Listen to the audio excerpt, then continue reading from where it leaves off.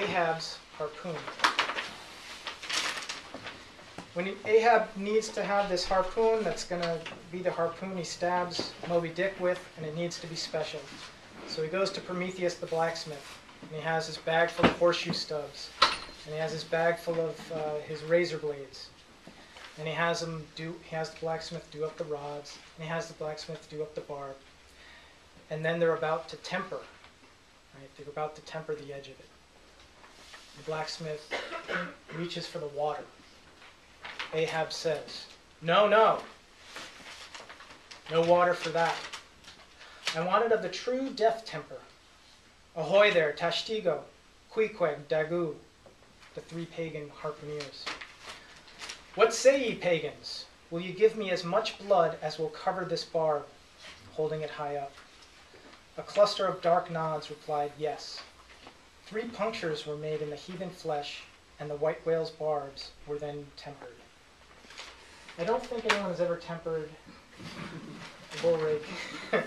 But this is an interesting thing, because, what's going on here is, Ahab is making a harpoon that has this kind of mythic quality to it. He might as well have had, pulled the harpoon out of a stone, or had the lady in the lake throw it to him. I mean, he's trying to give this almost sympathetic magic to the harpoon. I've never heard a shellfisherman do that, but I have heard an attempt to exalt the bull rake in a way. Like McGivney. He said to me one time, "You know the independent man on the State House? You know the independent man? 14-foot statue in bronze, faux Renaissance holding a spear. Bull rake. He should be holding a bull rake." Now let me tell you a little something about the independent man. He's intended to represent hope, right? That was the actual intent of that statue. But no one calls him hopeful man. Because when they were deliberating over, what the statue should be, somebody said, well, let it be Roger Williams, who is known as an independent man. And that's where the name comes from. And this is very Rhode Island. He's known, the independent man, for something he is not. Perhaps that says something. No, it's important because when you look at the independent man, he's up there. He's up 278 feet in the air. He weighs 500 pounds. Why doesn't he fall? Because he has the State House under him. The independent man is supported by thousands of tons of Georgia marble. How independent is he? All right. I have no idea where I am anymore. I want to say a little about how the bull rake, how these things happen to the bull rake. There was a lot of experimentation in the earlier days. Guys would mess around. I mean, they found this key port, this thing, it's earning us some money, but it's difficult to use. It's heavy. It doesn't catch, quite the way we want to, and so they started messing with it. One of the things they started to do was to try to get thinner rods. You see the key port is very thick. And he had an idea for these skids. Did I say idea? Because that's how Ray Wiss pronounces it. So he came up with this skid, and the idea is that when you're digging in hard bottom especially, am I getting that right? The rake can dig in, and so you have a skid to prevent that. Okay? I have a question. Yes. I would imagine a few of those get lost on the bottom of the bay. Yes. What percentage of them actually get retrieved? And I mean, the guys dive in after them. Like, do they get half of them? Do they lose 90% once they pull up an empty rake? I mean. Well, here's the thing. Back in the day, say the 70s or so, they were like $30 or whatever. And nowadays, a stainless steel rake is $350, $400. So, yes, if you... Well, if I may, yeah, please. We use that we call downlines, which we attach to the rake, and back about 10 years ago, we legalized a hauler to pull it up like the lobster guys use. So everybody almost has those down lines on their rig. And prior to the hauler, some guys use floats, so in case they lost their rigs, because they did snap a lot. Guys use smaller scales. There's different types, thickness, and the ones that use this thin stuff, they snap a lot, so you have to keep a line on your rig or you lose them. And if you're lost and you call a diver. The hauler pulls it up while you do this. They only call the diver to mess with them. I'm glad you brought that up because the haulers are important. So, for the longest time, the way you would get your rake back up off the bottom, you're digging and you're digging, you're doing your bull raking, and you pull it up. There are different techniques for doing this. Some guys, they'd pop it out and spin it as they brought it up. Some guys would drag the stale all the way to the boat, then pull it up. But that hauling of the rake was maybe the most weight. It's one of the most difficult tasks you're doing out there. So now they have haulers. These are winches that zip that thing right up there. And it was difficult to get the haulers approved because there's no mechanical harvest in Narragansett Bay. And that's one of the key reasons that it's a sustainable fishery. It's manual labor, right? You can't dredge for quahaugs. You have to do it by hand. But you're using your hands. So one guy was telling me about this. Let me see if I can find my, about what hauling would do to you. This again is Ray Wiss, guy's 81. And he's talking about the old days. My hands, brown, knurled. In here, believe it or not, you had a callus at least a 1/4 inch thick. He's talking about this little webbing between thumb and forefinger. Right here, hauling up the rake. And it took me a couple of years before they went away after I quit. Nick Kachiri, this is Governor Kachiri's dad, who was known as an excellent quahogger. His used to crack. He used to shave them with a razor blade. Try to shave them down thinner. He used to have an awful time, but maybe because he worked so hard. Governor Kachiri, when I went to talk with him about shellfishing, he actually told a story. Not a story, but one of the things that guys used to say about his father. They used to say he could catch quahaugs out of Main Street.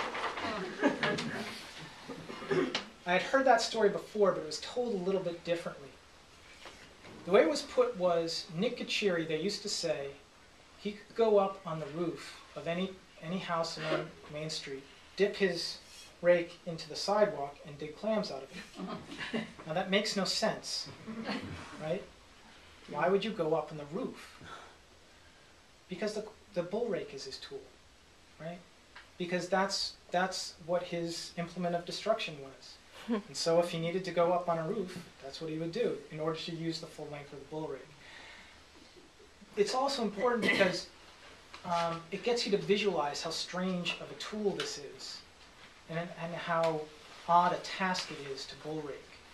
So if you were going to rake your lawn and you've got a 35-foot long lawn rake, and you went up on your roof, and you blindfolded yourself because they can't see what's going on at the bottom, you're getting a little bit of a taste of what bull raking is all about. Maybe we should talk about... Your question? Yeah. My question is, obviously the reason this is all developed is because there's not as many quahaugs as there used to be. So in terms of the Narragansett Bay, question number one, is there limits on what you can take? Yes. Number two, are you seeing them coming back that'll make life easier? Okay, this is a hot topic. This is a big deal. Maybe I shouldn't have asked it. Yeah. If I can weave it into Moby Dick, it's like the whalers are dead. Well, that's what, but you know. it's the same. He talks about this. Melville says, even then, guys, Yeah. even then, guys were having debates Right. in the bars, like, About the whales, I know. yeah. And Melville's position was, you don't really actually catch all that many whales, even on your 3 or 4 year long Right. voyage. We'll never exhaust them. Uh-huh.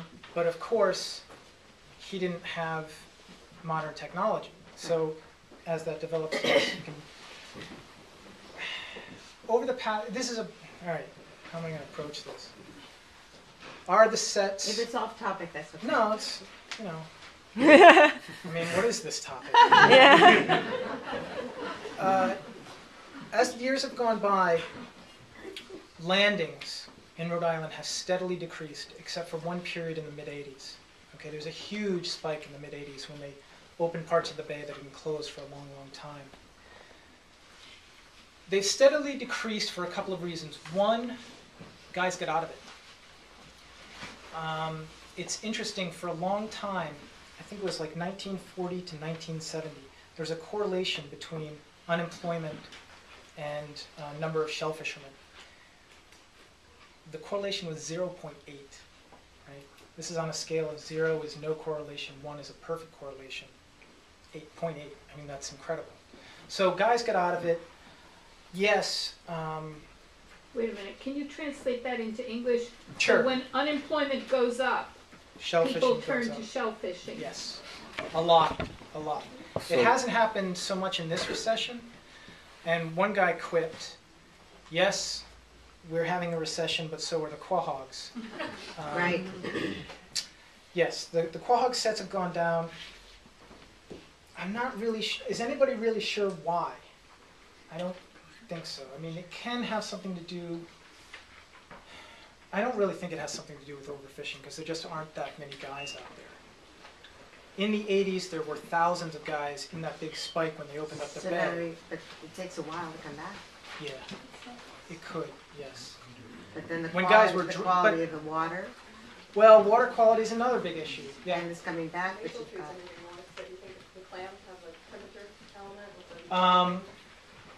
Climate change. The big problem with climate change, the warmth of really, the water. it wouldn't be the warmth of the water causing them not to set, because the quahog, northern quahog, goes all the way down south, and it does very well down south. It just tastes awful down there.